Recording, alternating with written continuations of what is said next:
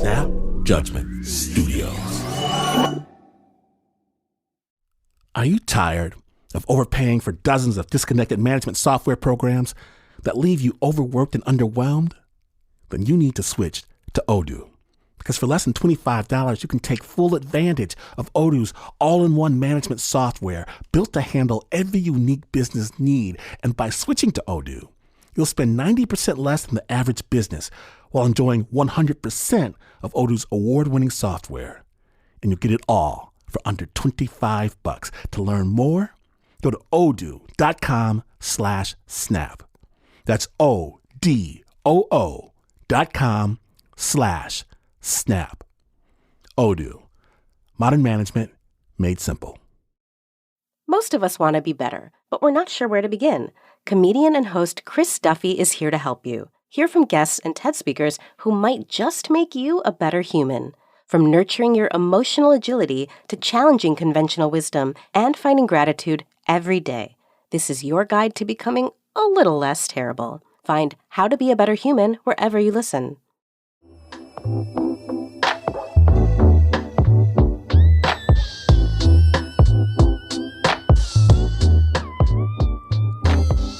Okay, so Saturday morning, beautiful Oakland, California. Walking down the street, I get a bowl of noodles. I'm chilling, listening to my podcast, wander over to a nearby park. A bunch of little kids screaming and laughing, playing on the swings. I sit down on the bench, get to work on these garlic noodles, delicious. Playground, podcast, garlic noodles, weekend, what could be better?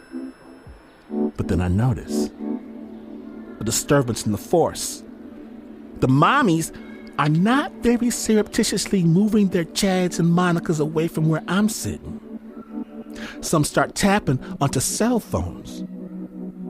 I see them, seeing me, a large, unkempt man, giggling at their kids, and I'm horrified. I almost shout out, "Don't worry! Don't worry, not to fear, ladies. I am not a predator." Thankfully, my hindbrain stops this outburst. Instead, I flee. Top speed before the cop cars show up. And I tell you that to tell you this. When my boy first starts at an African-American culture school, Ilie Omide, the kids, they use a word for elder that I didn't grow up with. Baba.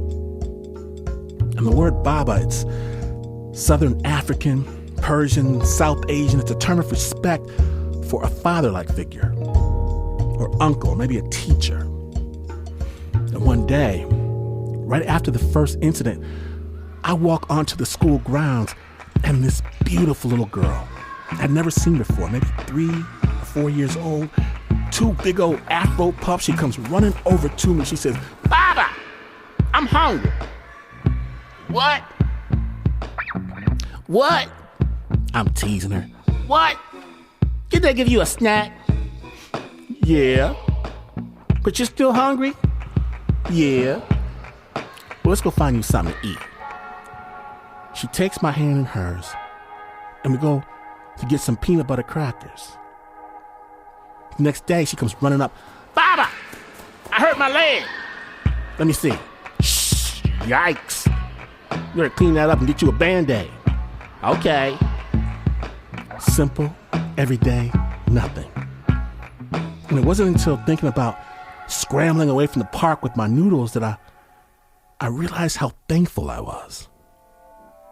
Thankful to have discovered a place where for a few minutes every day, I'm not perceived as a threat. Thankful for a community that insists I expect you to treat my child the same way you would treat your own. Thankful that when a youngster calls you Baba, yes, they are showing respect, but they are also invoking obligation. They are saying they trust you to help them. I'm thankful. I'm so thankful I'm not scary to this little girl. And I guess I'm most thankful that she sees me the way I see me. And today on the Snap Judgment Gratitude Special, we hope you get to see a little bit of yourself as well. My name is Glenn Washington. Yes, the parks are for everyone, except for you scary-looking fellas. Y'all stay at home. When you're listening to Snap Judgment.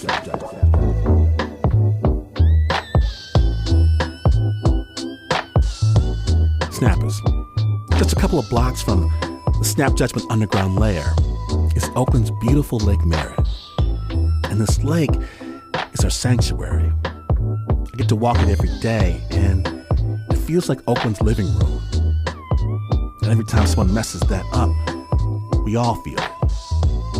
So we're going to start with a story from right here in Oakland, from the offices of the local newspaper. At the time, Tammerlin Drummond was a reporter for the East Bay Times. Snap Judgment.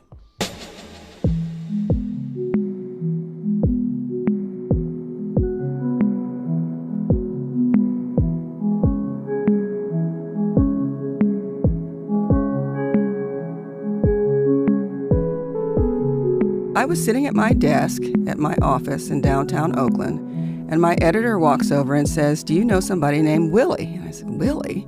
And she said, "Yeah, this guy named Willie. He used to be a salesman up at Lake Merritt." And I said, No, I don't know him. And she said, "Well, he apparently died, and there's this big memorial that people have erected to him up at the lake. Can you go with a photographer and check it out?" So I jumped in my car and went up to the lake, and I saw all of these pictures of Willie, who was this, African-American man. I figured maybe he was, 60-ish, kind of scraggly beard. And I realized this is the guy that I used to see when I was walking the lake. But I had never actually spoken to him, but I remembered him. Willie was a fixture at the lake. All the regulars knew his name, and he was always there, underneath some arches, across from the Catholic church down at the lake's south end. He was like meticulous. He was like a decorator. And he would lay out this little blanket, and he would arrange his wares just so, and you could buy shoes, he would have jewelry, different little bracelets. All kinds. You just never knew what he was going to have there. He really was like the greeter of Lake Merritt. That was one of the things that made him so popular. My man, Willie, the hustler. That's my partner. This is Rico. He rides a bike with a huge speaker box attached to the front. Every day for 4 years, Rico would ride his bike with the oldies blasting from his speakers and meet up with Willie for lunch. I usually come about, 12:30, 1 o'clock. I would go over there and have my grapes and cheesettes. Yeah, mix all that together in my little salads that I buy from Safeway. And I usually bring Willie one. After lunch, they would sit out for the rest of the day, listening to music and clapping along. It's what they were doing the night before Willie disappeared. I left at 6 o'clock like I always do. I said, "Man, I'll see you tomorrow afternoon, about 1 o'clock, God spared my life." He said, "All right, Reek, all right." So next day I came back about 2 o'clock. And no Willie. Rico thought about all the places Willie could be. The day before, he had something eating on his skin, and he kept itching. I said, "Man, you got to go to the doctor." And about 1 o'clock, Richard came through, the buddy. He came through with the poodles, and man, he had tears in his eyes. "Have you seen Willie?" Poodle? Yeah, she's a poodle mix. This is Richard with the poodle. I know his schedule. The only time he would be gone is if he was sick and had to go to the doctor. I had this bad feeling. I said, "Oh no, he probably just, And then the second day I said, "Holy." And then the third day it's just like, "Do you know where Willie is?" "No, I don't know. Everybody camping out now. People come out the woodwork. Some people I've never even seen before. People with tears in their eyes. "Where's Willie? Have you seen Willie?" One of those people was Anna Lee Allen. Yeah, good morning. She used to stop by and chat with Willie every Friday morning with her walking group. And when they noticed Willie was gone... Well, what happened was, after a couple of weeks, one of the people in our group brought a poster out and some flowers and set up a little memorial to him. Kind of memorial pictures to Willie and different comments. Willie, we miss you. I hadn't been walking that long, but I knew that he was a stand-hold here for people. You always, thought about Willie when you went by. Pretty soon, more people added posters and flowers, and Willie's memorial just kept growing. By the time Tammerlin got there, all kinds of stuff was spilling out from Willie's corner at the lake. People have left teddy bears, and they've left pictures of Willie posing with their poodles. And people have written these, elaborate poems and, R.I.P. Willie and Willie, the Lake Merritt ambassador, we miss you, go with the ancestors. It was just all these urban rumors. There's no way. There's no way he could be dead.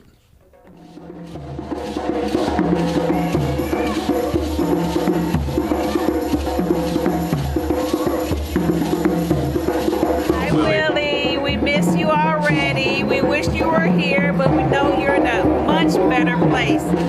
Willie is like the spirit of this beautiful temple called Lake Merritt.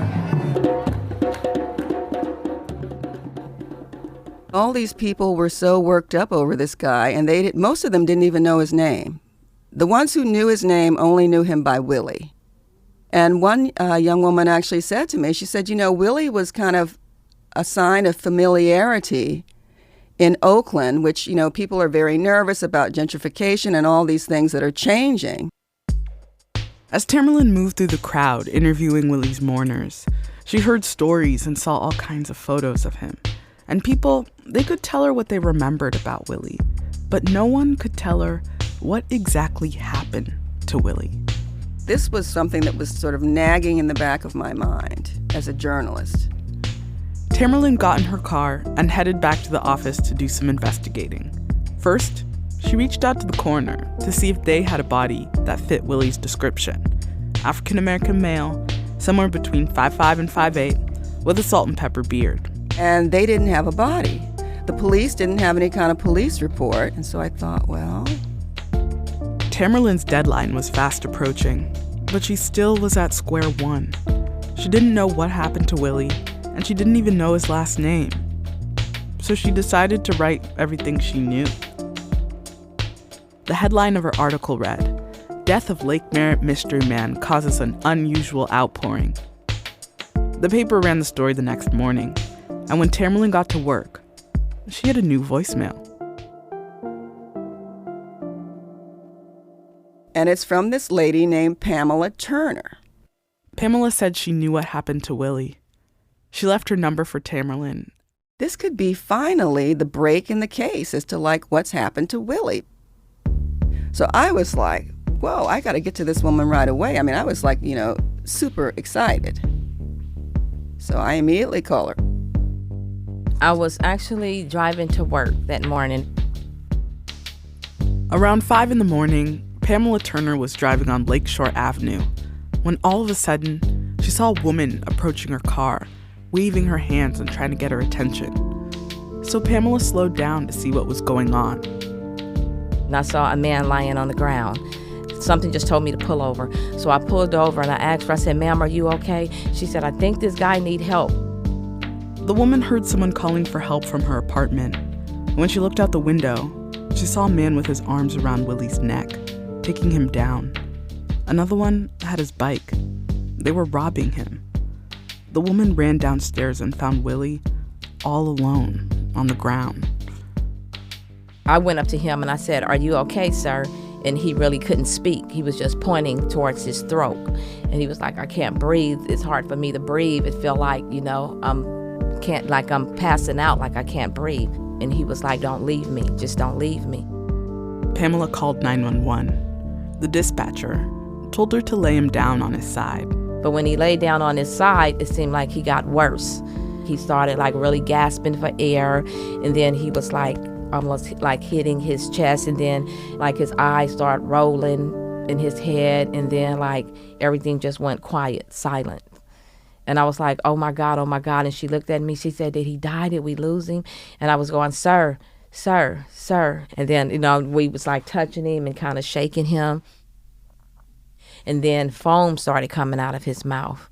By this time, it's like 5:30 in the morning. It's freezing cold out. So we both took our jackets off, to cover him because he didn't have on anything. And he was probably like 120 pounds. Pamela and the other woman waited for the paramedics to arrive. They watched as they whisked him into the ambulance and off to the hospital. Still shaken, Pamela made her way to work, and on her lunch break, she snuck away to the bathroom to call the county hospital. They wouldn't share any information about the man's condition. She wasn't family, but still, Pamela called the hospital every day. A month went by. That's when Pamela read Tammerlin's article. She recognized the picture of Willie and decided she had to reach out. At that point, Tammerlin still didn't know Willie's last name, and Pamela was the one who gave it to her. Finally, Willie Ellis. I said, it cannot possibly be that this man is still alive after all this time, and these people think that he's dead. Tammerlin made some phone calls, and she managed to track Willie down pretty fast. The county moved him outside of Oakland to a hospital that provided therapy and nursing care. Once she got an address, she hopped in her car and drove over there. So my heart at this point is going boom, boom, boom. I'm like, oh no, I'm almost there, And then I start walking down the hallways, and as I'm approaching what I think is the room where they told me Willie Ellis is, there's a woman nurse sitting right outside the door, and she's on one of those computers, that they're typing in. And so as I approach, I kind of peer in, and then all of a sudden, I catch a glimpse, like a quick glimpse, of this man in this hospital coat. And I look, and I can see from the hair, the kind of scraggly fro, and, he's kind of salt and pepper, slight little guy. I'm like, that is Willie.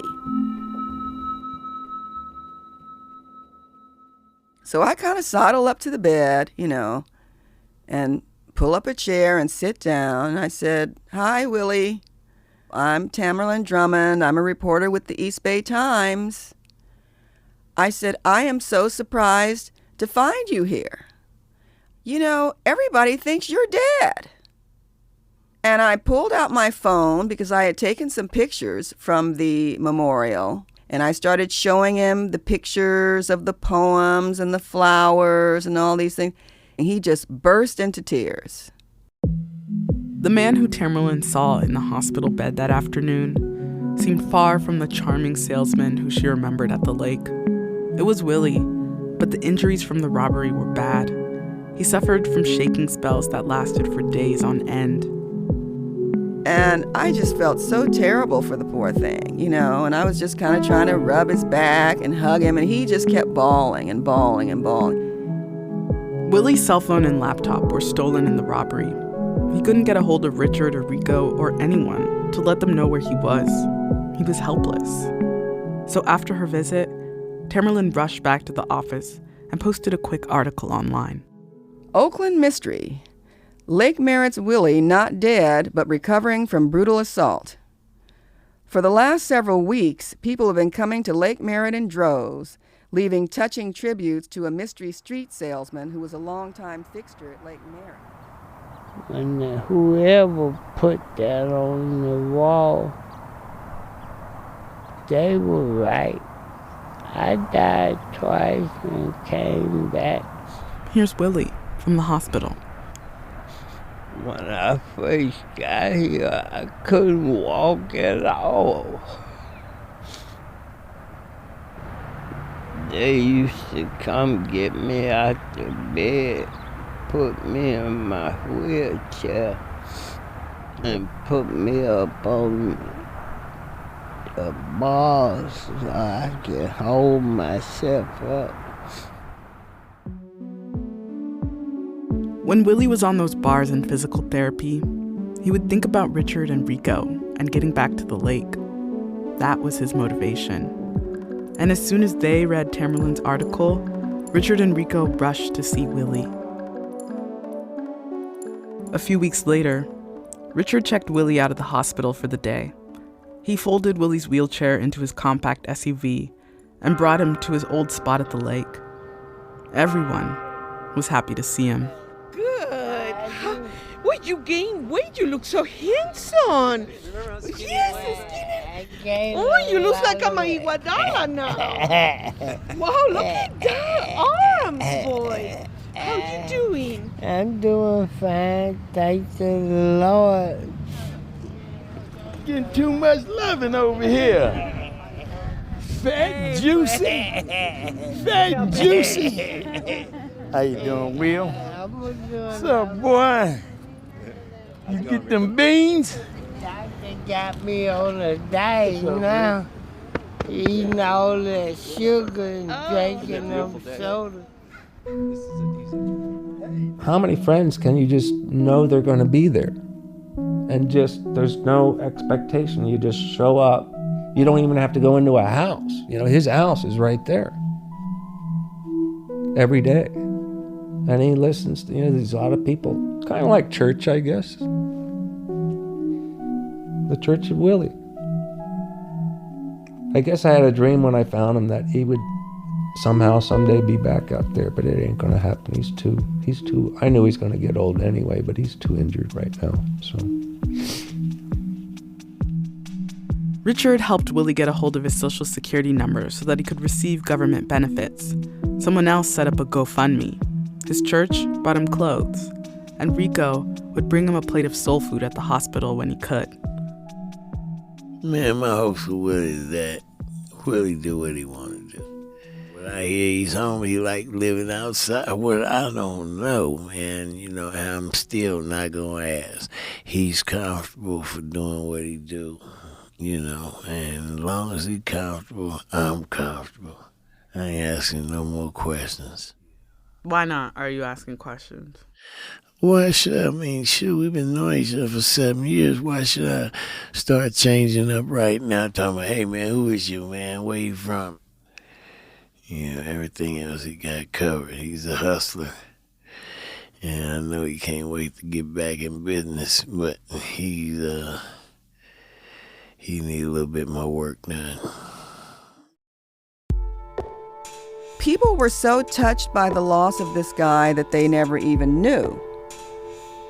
And I wondered, why did they feel this level of caring for this person, but yet the homeless person who's out collecting cans, people just walk by and they just sort of consider them to be like a scourge on society. But that Willie was no different from the person who was collecting the cans. Their circumstances are very similar. What would you say the biggest difference between your life before you were in the hospital was compared to now? It's like hell now. My life was good, very good. It's been 2 years since the robbery, and since Willie disappeared from his corner at the lake. He's still at the hospital where Tammerlin found him. He used to tell me, you can either walk or you can sit in that wheelchair for the rest of my life. I told him I want to walk.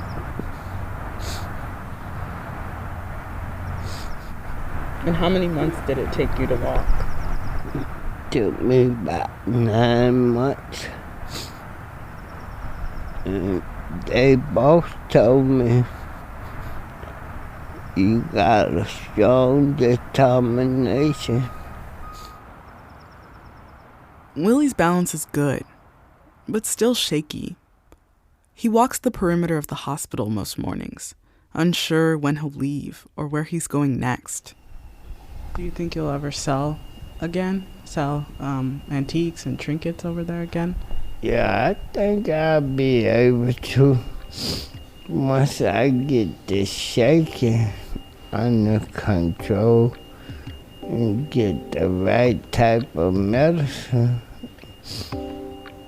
I can do it now. I just have a shaking problem.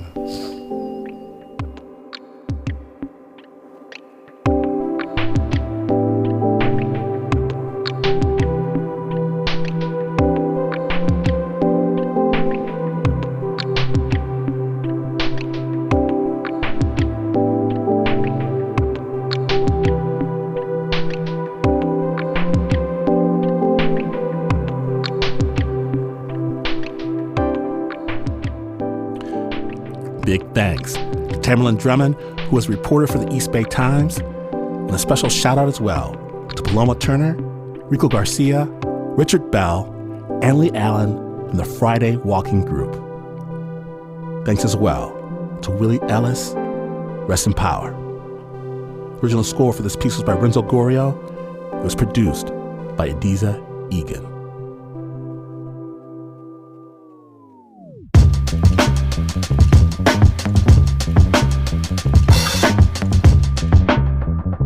Don't go anywhere, snappers. After the break, more on Willie. Stay tuned.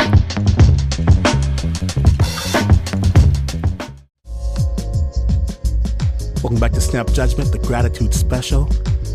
Everyone knows that Willie Ellis was the unofficial mayor and greeter of Lake Merritt, and our entire community mourns the fact that Willie Ellis passed away June 22nd, 2022. We sent our Snap producer Bo Walsh to his memorial by Lake Merritt to get stories from just some of those who loved him. This is Willie's post. You know, Willie's been around this lake, myself, around different places, but he settled here. This was the last place that he actually, you know, just settled and made this his daily space. Willie was like an old oak tree. He was solid and coming here every day. We walked the lake 3 days a week, so it was always nice to come around the bend and see him setting up.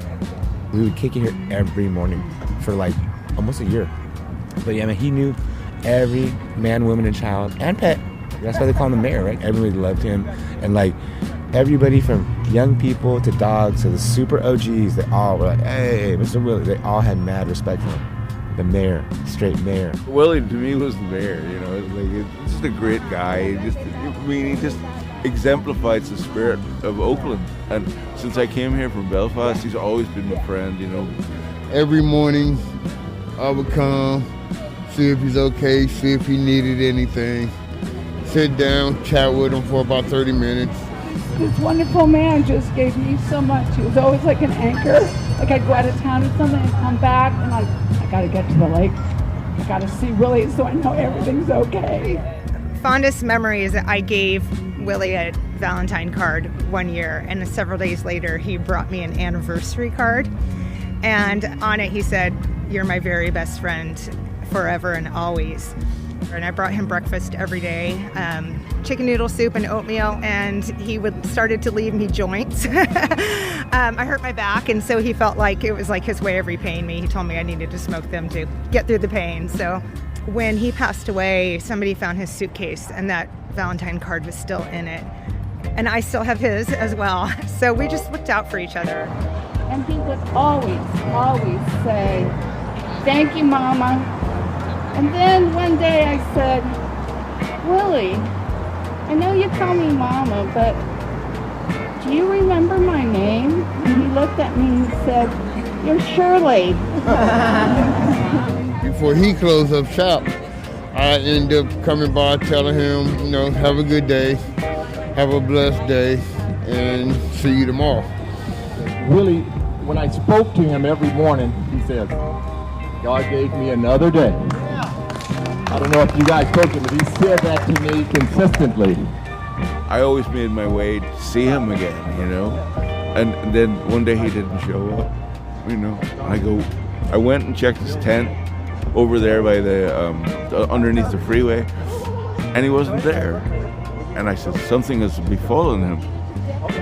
And that's why I'm still here, because I'm still kind of praying a little bit. Mr. Willie, right? It's still give him props even though he's not physically here. You know, that's tight. Like, this is a testament to the man that he was, you know what I mean? Because if he was just any nobody, they would just walk by. But, like, people come bring shit, and they're like, take a moment, and, like, he affected all these people's lives, you know? And he was just him. Oh, he wasn't looking to, like, start some kind of movement, but really that's kind of what it's turning into. Absolutely, you know, remember Willie Ellis. Willie was just a real down-to-earth person. He really was. And, you know, I love Willie like a brother. I do. And I know that there's a lot of people that's going to miss him. Willie was an angel here on earth, and he touched me about 20 years ago, and I'm a better person for it. His spirit will live on forever, and I will hold him very dear in my heart. So God bless you, Brother Willie Ellis, from your friend Sean at the lake. Peace out, Brother Willie. One love from Sean. Peace. Uno, dos, tres. Willie!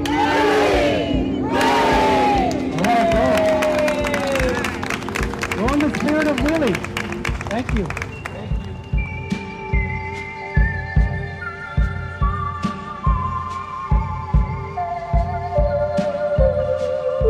Rest in power, Willie Ellis. And thanks to Snap producer Bo Walsh for capturing the love.